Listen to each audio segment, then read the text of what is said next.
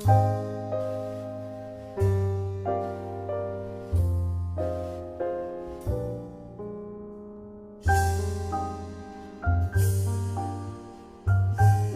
me, I feel so sad every time I think about him because he was one of the greatest photographers, one of my biggest inspirations, in India at least.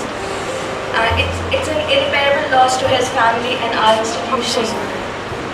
I still remember when Delhi Photo Festival happened last year. I missed him by just one day, and I think I was outside, out of town for an assignment. So when I came, instead of showing my work to Prabhuda, I showed it to Sam Harris, and he said this one line, I don't think I will ever forget it in my life. When he was seeing my work, he said, you should definitely show your work to either Prabhuda or Prashant.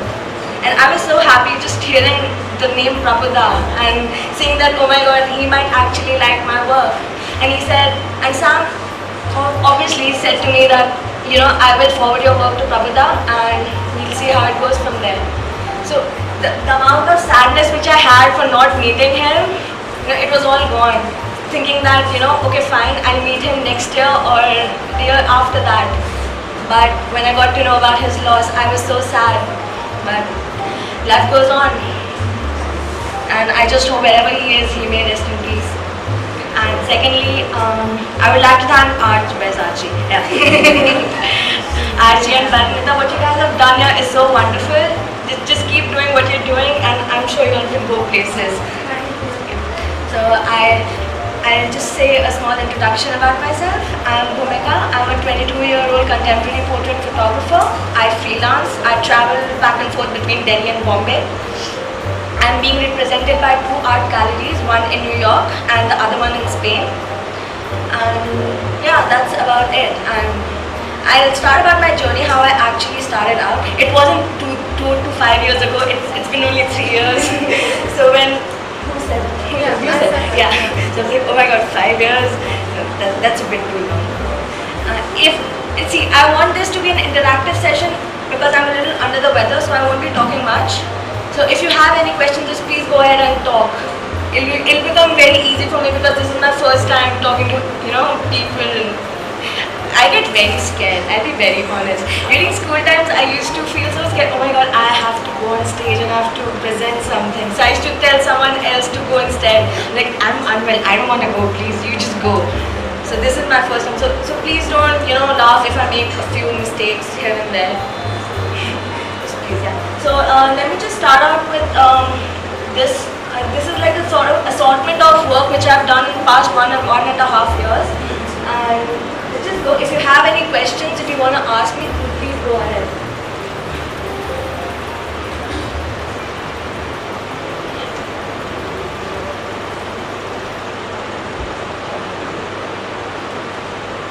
But then I'll discuss each and every image on my own. Let's just go through.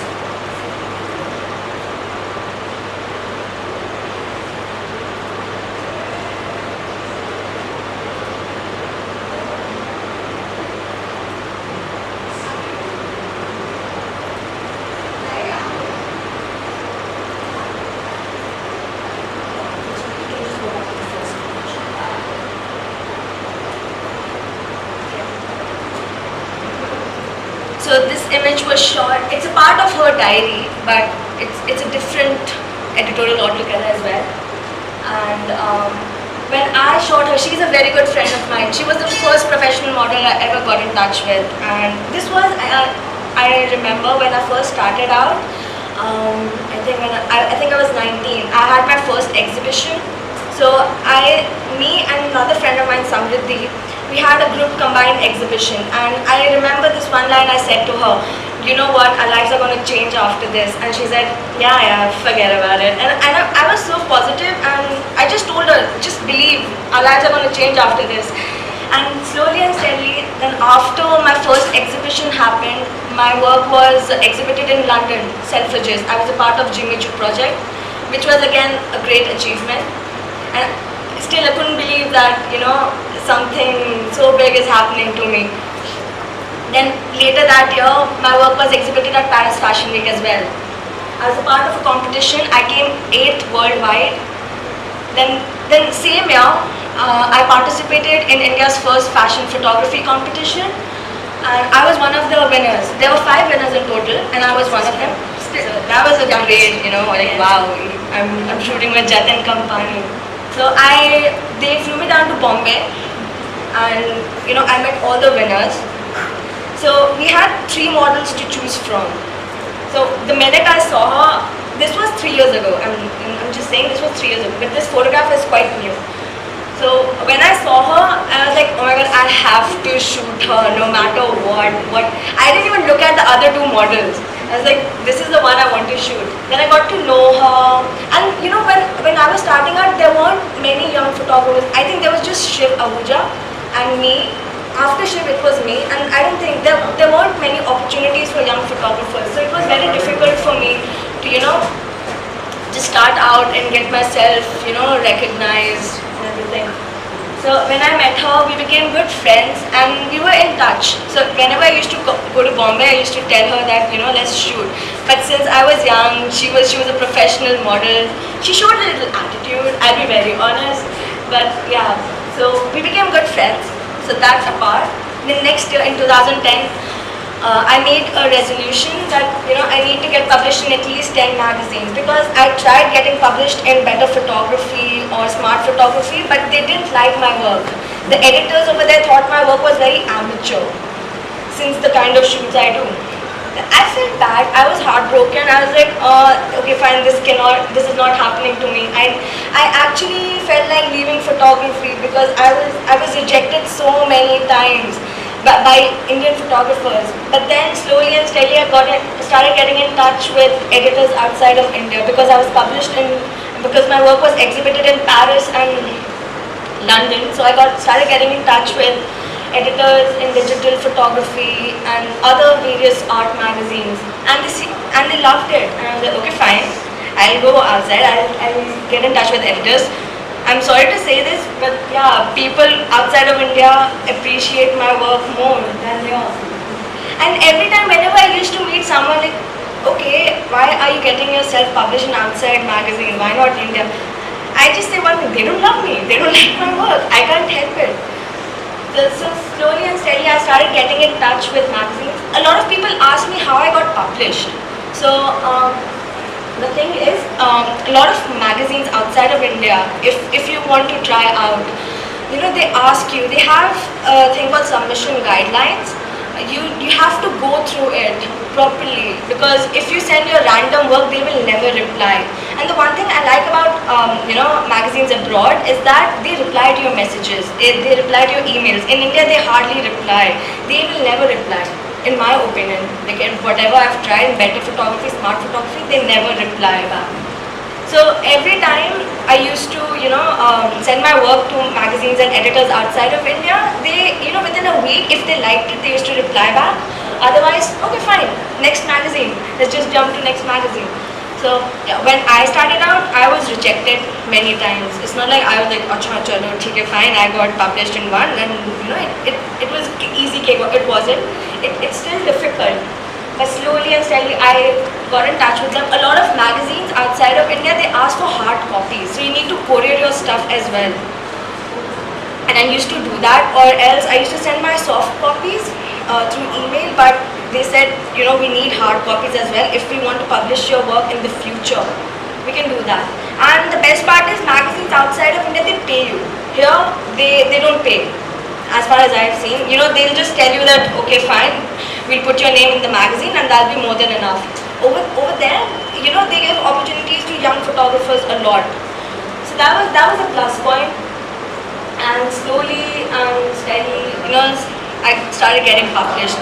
And when the magazine or the editor used to call me up and say that, okay, fine, we don't like your work, ouch, that hurts. And earlier I used to feel really bad, like, okay, why don't they like my work? What is this? I'm so good. I had this big ego back then, like, dude, why aren't they accepting my work?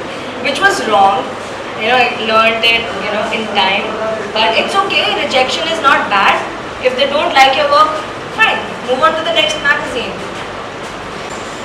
And they did a really good job. I just, what I do is I try to make my models feel very comfortable, and I barely use makeup in my editorial shoots. So I just tell them, dude, close your eyes and sleep. That's what I want you to do. Don't feel nervous, nothing. So that's what they did, and they actually slept off. Like, dude, I'm on the tree. You're not supposed to sleep. And yeah, that's how I got the shot. And it was really sunny. I think it was in May when I shot this editorial. It was around 12:30 in the afternoon, and I was sweating, and I was standing on the top of the tree. I think you can see my camera. I don't know. But yeah, it's in the shadows. I like your use of color. Thank you so much. Yeah, when I started, I used to use a lot of colors, but then people over here said, "Why are you using so much colors? You know, it's bad. A photograph should be either plain or in black and white." I'm like, no, it cannot be that. I want to try it out, and I'll do it. I didn't listen to anyone back then. But people used to make a lot of fun of me because of the colors I use. They're like, no, this is not it. You know, you're not supposed to use colors in photography. I'm like, okay, fine. I will still use colors. So, Excuse me. It's not much cross-processed. no, not at all. Not at all. Is there a rainbow there? Yeah, I captured a rainbow in the photo. And I was so happy. Actually, there are two rainbows. Lens flare or something? Yeah, that's it. Nice. And I was fairly young, so I was getting used to my new DSLR. I used to shoot with a compact camera, like a normal cyber shot. So this was my second shoot from my SLR. I was really nervous, but then I got this, and I was just playing with the settings, and I just got the rainbow here. And when I saw this in the computer, I'm like, oh my god, see, there's a rainbow. So yeah, next. This. And the next one, you can go back. So these two shots are from my editorial called Fragile Hearts. I've been fascinated with long hair for a really long time. I love long hair. You know, if I find anyone with super long hair, I'll just go up to them and tell them, dude, I want to shoot you, please, can you come? Even if the person is not pretty enough. So I'm obsessed with hair, like really obsessed. So, and when I wanted to shoot an editorial like this, my mom keeps stalls, okay? She keeps game stalls where kids come and play and stuff. So, you know, a lot of kids used to come to her stall, and I used to, you know, see, oh my, will she be good for my editorial? Should I go up to her and ask her, would you mind if I shoot you? My mom used to call me a creep because obviously I'm just going up to random kids and asking them to shoot. So these two girls I found, you know, they were playing at my mom's stall, and I just went up to them and like, would you like to get yourself photographed? And both of them got so excited, like, yes, we would love to get ourselves photographed, but you know, you need to get in touch with our mothers, obviously. So when I shot them, so I called them up, obviously, I called up their mothers and said, Auntie, I'm a photographer, I'm a young photographer, and I'm shooting this editorial, and I would love to have your daughter in it. And obviously the mom got really excited. मेरे बच्चे की photo खींच रहा है कोई free में. This was shot in India. Yeah, shot right outside my house. So next one, next.